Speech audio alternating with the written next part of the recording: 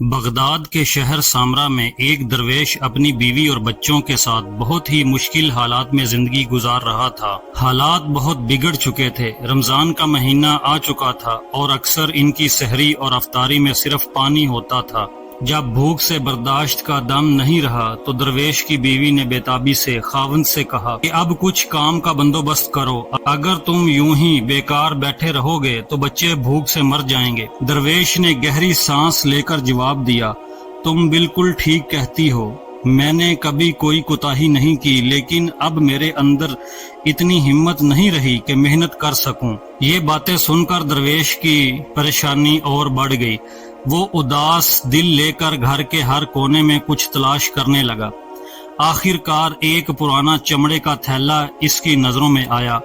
اس نے بیوی سے کہا، میں یہ چمڑے کا تھیلا لے جا کر بیچ دیتا ہوں، اس کے بدلے میں جو بھی ملے گا اس سے کچھ کھانے پینے کا سامان لے آؤں گا تاکہ بچے کچھ کھا سکے۔ بیوی نے مایوسی سے کہا، آج تو کھا لیں گے مگر کل سحری میں کیا کھائیں گے؟ درویش نے آسمان کی طرف دیکھ کر کہا، کل کا بھی اللہ مالک ہے، جو ہوگا دیکھا جائے گا۔ یوں وہ تھیلا اٹھا کر اللہ کا نام لے کر گھر سے نکل پڑا۔ وہ کافی دیر گلیوں میں گیا اور بازاروں میں گھومتا رہا، ہر کسی کو تھیلا بیچنے کی کوشش کرتا رہا، یہاں تک کہ ایک خریدار مل گیا۔ اس آدمی نے تھیلے کو غور سے دیکھا اور بولا، میں تمہیں اس کے بدلے میں 1 درہم دے سکتا ہوں۔ درویش نے دل ہی دل میں سوچا کہ اس تھیلے کی قیمت تو 1 درہم سے کہیں زیادہ ہے، چند سال پہلے تو میں نے خود اسے زیادہ قیمت پر خریدا تھا، مگر وہ گاہک سمجھ چکا تھا کہ درویش مجبور ہے۔ اسے بیچنے کے لیے اس نے لاپرواہی سے کہا، بابا جی یہ میری آخری قیمت ہے، اگر آپ یہ تھیلا بیچنا چاہتے ہیں تو اسے میرے حوالے کر دیں، ورنہ کسی اور گاہک کی تلاش کریں۔ درویش نے بے بسی سے گاہک کی بات مان لی اور وہ تھیلا اس کے حوالے کر دیا اور 1 درہم لے کر خوشی خوشی گھر کی طرف روانہ ہو گیا۔ ابھی وہ راستے میں تھا کہ اس کی نظر 2 لوگوں پر پڑی جو آپس میں لڑ رہے تھے۔ وہ درویش ان کی طرف بڑھا تاکہ معلوم کر سکے کہ کیا بات ہے۔ قریب جا کر دیکھا تو ایک نوجوان ایک بوڑھے شخص کو گلے سے پکڑے ہوئے تھا اور زبردستی گھسیٹ کر اپنے ساتھ لے جانا چاہتا تھا۔ جبکہ وہ بوڑھا شخص آگے سے مذمت کر رہا تھا، درویش ان دونوں کے قریب گیا اور نرمی سے بولا، میرے بھائیو خیر تو ہے، کیا مسئلہ ہے؟ کیوں رمضان کے مہینے میں تم لوگ لڑ رہے ہو؟ پھر اس نے اس نوجوان سے مخاطب ہو کر کہا، اے نوجوان، یہ بوڑھا تمہارے والد کے برابر کا ہے، تم اس کے ساتھ ایسا سلوک کیوں کر رہے ہو؟ بوڑھا روتے ہوئے بولا، بھائی یہ نوجوان مجھے صرف 1 درہم کی وجہ سے قاضی کی عدالت میں لے جا رہا ہے تاکہ مجھے قید کروا دے۔ بوڑھا لرزتی آواز میں کہنے لگا، بھائی کیا تمہیں لگتا ہے کہ اللہ تعالیٰ کو یہ بات پسند آئے گی کہ مجھے ایک غریب کو صرف 1 درہم کی وجہ سے رمضان کے بابرکت مہینے میں قید کروا دیا جائے؟ لیکن وہ نوجوان اپنی ضد پر ڈٹا رہا اور بولا، مجھے ان باتوں سے کوئی غرض نہیں اور مجھے کوئی فرق نہیں پڑتا، مجھے تو بس اپنے درہم چاہیے۔ وہ درویش دل ہی دل میں سوچنے لگا، کیا واقعی کوئی اس سے بھی زیادہ محتاج ہو سکتا ہے؟ اگر یہ بوڑھا شخص قید ہو گیا تو اس کی بیوی بچے کہاں جائیں گے؟ ان کا پیٹ کون بھرے گا؟ یہ سوچ کر اس نے کچھ کہے بغیر اپنی جیب سے 1 درہم نکالا اور نوجوان کی طرف بڑھاتے ہوئے کہا، یہ لے بھائی اپنا 1 درہم اور اس بزرگ کو جانے دو تاکہ وہ اپنی زندگی سنوار سکے۔ وہ نوجوان حیران رہ گیا، اسے یقین نہیں آ رہا تھا کہ کوئی اجنبی ایسے سڑک پر آ کر سخاوت سے کسی محتاج کی مدد کر دے گا۔ وہ چپکے سے دروازہ بند کر کے بوڑھے کو چھوڑ کر اپنے راستے نکل گیا۔ بوڑھا جو روتے روتے تھک چکا تھا سنبھل کر درویش کے پاس بیٹھ گیا اور آنکھوں میں آنسو بھرتے ہوئے بولا، اللہ تمہیں اس نیکی کا کئی گنا زیادہ اجر دے جس طرح تم نے میری مدد کی۔ اگر اللہ نے مجھے بھی نوازا تو میں بھی حاجت مندوں کا سہارا بنوں گا۔ وہ بوڑھا کئی بار درویش کا شکریہ ادا کرتا رہا اور پھر وہاں سے رخصت ہو گیا۔ جب وہ دونوں چلے گئے تو درویش اپنے آپ سے کہنے لگا، اب تو خالی ہاتھ گھر لوٹنا پڑے گا، لیکن مجھے یقین ہے کہ بھوک کے باوجود میں نے ایک اچھا کام کیا ہے۔ جب درویش گھر پہنچا تو بیوی نے اسے خاموشی سے سر جھکائے ہوئے بیٹھے دیکھا تو فوراً پوچھنے لگی، کیا ہوا؟ آپ خالی ہاتھ کیوں لوٹے اور وہ تھیلا کہاں گیا؟ درویش نے سارا ماجرا تفصیل سے سنایا تو بیوی نے آہ بھر کر کہا، سچ کہوں تو آپ نے بہت اچھا کام کیا، ایک بوڑھے کو قید اور ذلت سے بچا لیا، لیکن اب ہم کیا کھائیں گے اور روزہ کیسے افطار کریں گے؟ بچوں کو کس چیز سے بہلاؤں میں؟ ان کے لیے کون آئے گا جو ان کے خالی پیٹ کو بھر سکے؟ درویش نے جواب دیا، ہاں تمہاری بات درست ہے، لیکن وہ بوڑھا ہم سے زیادہ پریشان تھا، اب جو ہونا ہے وہ تو ہو چکا، تیرے رونے سے سب واپس نہیں آئے گا، بہتر یہی ہے کہ اب پریشان مت ہو، شاید کوئی اور راستہ نکل آئے۔ بیوی کی باتیں سن کر درویش سوچنے لگا کہ اب کیا کیا جائے۔ اچانک دل میں خیال آیا اور اٹھ کر گھر کے پرانے سامان کو کھنگالنے لگا۔ ادھر ادھر بہت تلاش کی لیکن کوئی کام کی چیز نہ ملی۔ مایوس ہو کر وہ دوبارہ بیٹھ گیا، تب اس کی نظر ایک پرانے بچھونے پر پڑی جو بچوں کے سونے کے لیے رکھا جاتا تھا۔ درویش نے بیوی سے کہا، بس اسی کی تلاش میں تھا، تم مجھے اجازت دو میں اسے لے جا کر بیچ آؤں۔ بیوی نے افسوس سے کہا، بچوں کے پاس پہلے ہی کچھ نہیں ہے، اگر تم یہ بھی بیچ دو گے تو بچے کہاں سوئیں گے؟ اس پر درویش بولا، تم نے خود کہا کہ بچے بھوکے ہیں، تو سب سے ضروری بات یہ ہے کہ ان کا پیٹ بھرا جائے۔ اب اس حال میں بچھونا ہو نہ ہو، کھانے کا انتظام تو کرنا ہی ہوگا۔ جب درویش کی بیوی نے دیکھا کہ اس کی نظر میں اس پرانے بچھونے کے سوا اور کوئی سامان باقی نہیں بچا تو وہ رونے لگی۔ آنسو بہاتے ہوئے اس نے بچوں کو بچھونے سے اٹھایا اور درویش سے کہا، جب تم نے ٹھان لیا ہے تو لے جاؤ، اس جھوپڑی سے یہ بچھونا بھی اٹھا لو، بس یہ دھیان رکھنا کہ ایسے ایسے داموں میں بیچنا کہ کم سے کم چند دن بچے کھانا کھا سکے۔ درویش خاموشی سے سر جھکائے کھڑا رہا، اب کہنے کو اس کے پاس کچھ نہیں تھا۔ اس نے بچھونا لپیٹا، کندھے پر رکھا اور آہستہ آہستہ گھر سے نکل پڑا۔ وہ گلیوں، بازاروں اور راستوں سے گزرتا ہوا شہر کے اس میدان تک پہنچا جہاں نئی اور پرانی چیزیں خریدی اور بیچی جاتی تھیں۔ درویش نے آواز لگائی کہ بچھونا بیچنا ہے، تو کچھ خریدار قریب آ گئے۔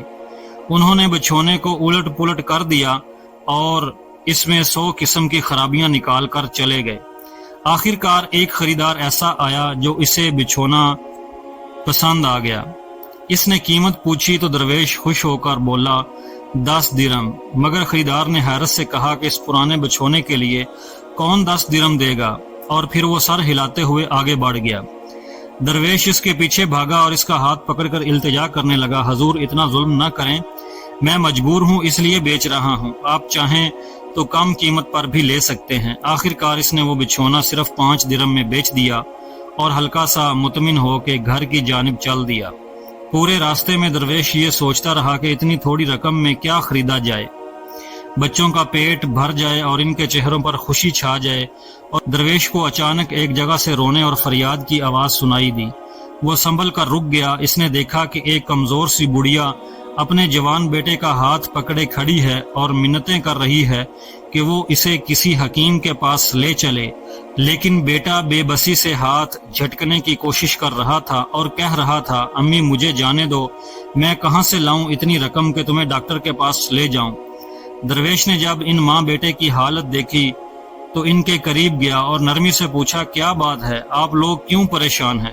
وہ بوڑھی عورت رو پڑی اور بولی، بیٹا میں اس جوان کی ماں ہوں جسے میں نے پوری زندگی کی جمع پونجی اور محنت سے پالا ہے۔ آج میں بوڑھی ہو چکی ہوں اور مجھے بیماری نے گھیر لیا ہے اور مجبور کر دیا ہے، تو یہ مجھے حکیم کے پاس بھی نہیں لے جا رہا۔ جوان بیٹے نے سر جھکایا اور کہا، یہ بات ہے اماں، آپ نے بہت محنت کی ہے، لیکن میں خود غریب ہوں، میرے پاس 4 آنے بھی نہیں کہ اماں کو ڈاکٹر کے پاس لے جا سکوں۔ یہ سن کر درویش کا دل بھر آیا۔ اس نے اپنی جیب سے وہی 5 درم نکالے جو اس نے بچھونا بیچ کر حاصل کیے تھے اور خاموشی سے جوان کے ہاتھ پر رکھ دیے۔ جوان حیران ہو کر درویش کے قدموں میں گرنے ہی والا تھا کہ درویش نے اسے روک لیا اور محبت بھرے لہجے میں کہا، اے بیٹے، اس رقم سے اپنی ماں کا علاج کراؤ اور اس کی خدمت کرو، یہ رقم میری طرف سے اللہ کے نام پر قبول کرو۔ ماں بیٹا دعا کرتے ہوئے وہاں سے رخصت ہو گئے اور درویش ایک بار پھر اپنی جگہ کھڑا سوچوں میں گم ہو گیا۔ فاقے کی شدت اور بھوک نے اس کی حالت کو بگاڑ دیا تھا، لیکن پھر بھی اس نے حوصلہ کیا اور لڑکھڑاتے قدموں سے اپنے گھر کی جانب چل پڑا۔ کئی قدم گرتے پڑتے چلتے چلتے وہ گھر پہنچا اور دروازے پر دستک دی۔ اندر اس کی بیوی اور بچے اس کا انتظار کر رہے تھے۔ بیوی نے بھاگ کے دروازہ کھولا اور درویش کو خالی ہاتھ دیکھ کر پریشان ہو گئی۔ بیوی نے پوچھا، اے اللہ کے بندے، تم نے کیا کیا؟ آج پھر تم خالی ہاتھ لوٹے ہو؟ درویش نے پورا قصہ سنا دیا۔ جب بیوی نے بات سن لی تو بولی، تمہیں دوسرے غریب لوگوں کی محبت زیادہ عزیز ہے، کیا تمہیں اپنے بچے نظر نہیں آتے؟ اب تم خود بتاؤ کہ ہم کیا کریں؟ بچوں میں زیادہ دیر تک بھوکے رہنے کی ہمت نہیں ہے۔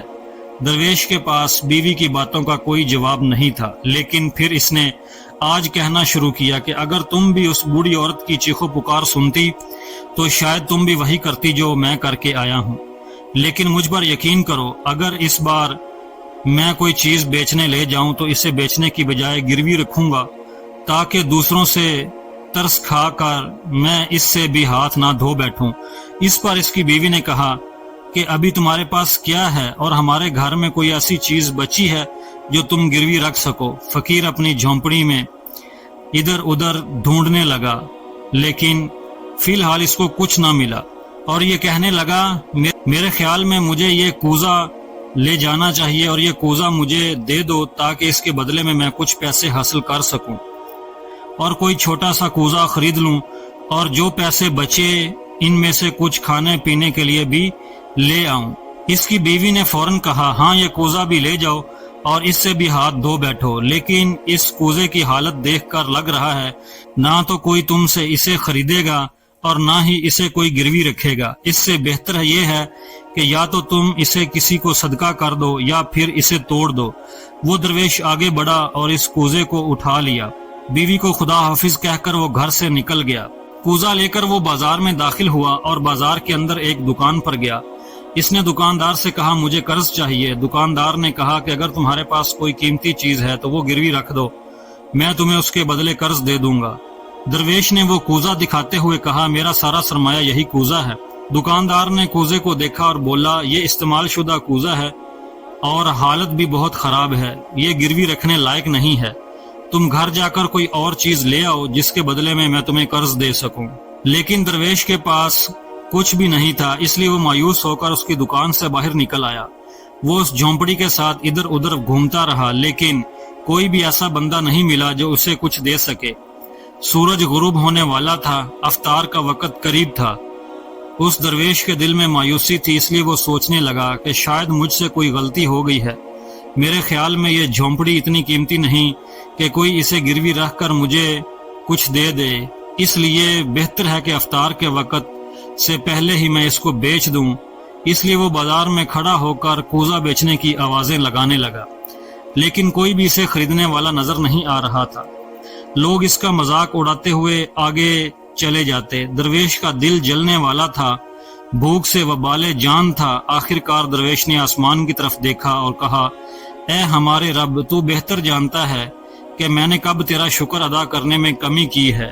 آج تو نے یہ دن کیوں دکھایا کہ نہ کوئی چیز بک رہی ہے اور نہ کوئی سننے والا ہے۔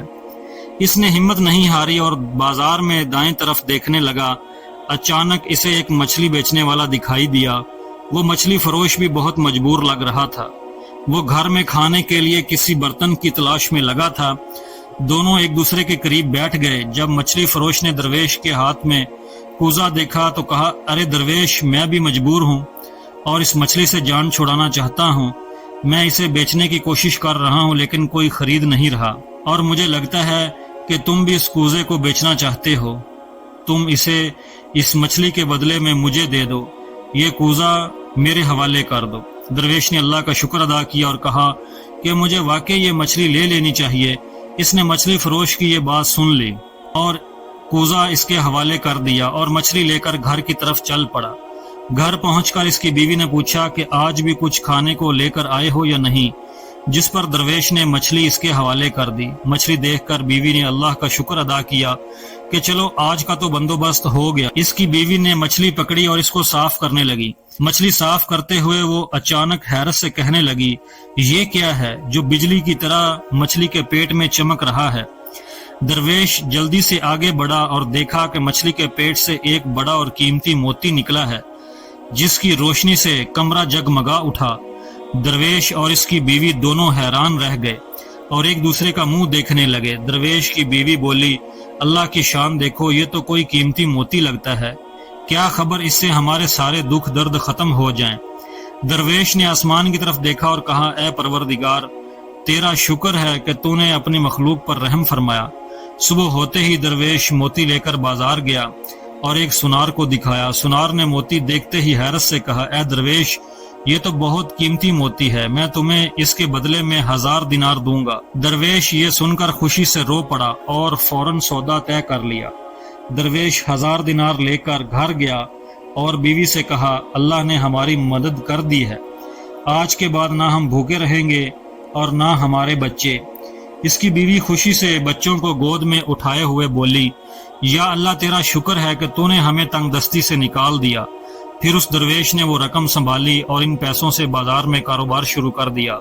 چند ہی دنوں میں اس درویش کی حالت بدل گئی اور وہ مالدار اور معزز انسان بن گیا، مگر اس نے کبھی اپنی درویشی اور سادہ طبیعت کو نہیں چھوڑا، بلکہ ہمیشہ دوسروں کی مدد کرتا رہا اور اپنے بچوں کو بھی یہی سکھاتا رہا کہ چاہے کچھ بھی ہو جائے، ہمیشہ اللہ پر بھروسہ رکھو اور دوسروں کی مدد کرو، اللہ تمہاری مدد ضرور کرے گا، اس کے یہاں دیر ہے اندھیر نہیں، بس اس پر بھروسہ رکھو۔ دوستو، امید ہے کہ آپ کو ہماری یہ آج کی ویڈیو بہت پسند آئی ہوگی۔ اگر پسند آئی ہو تو اس ویڈیو کو لائک کریں اور اپنے دوستوں کے ساتھ ضرور شیئر کریں اور ہمارے چینل کو بھی سبسکرائب کر لیں۔ ملتے ہیں ایک نئی ویڈیو کے ساتھ، تب تک کے لیے اللہ حافظ۔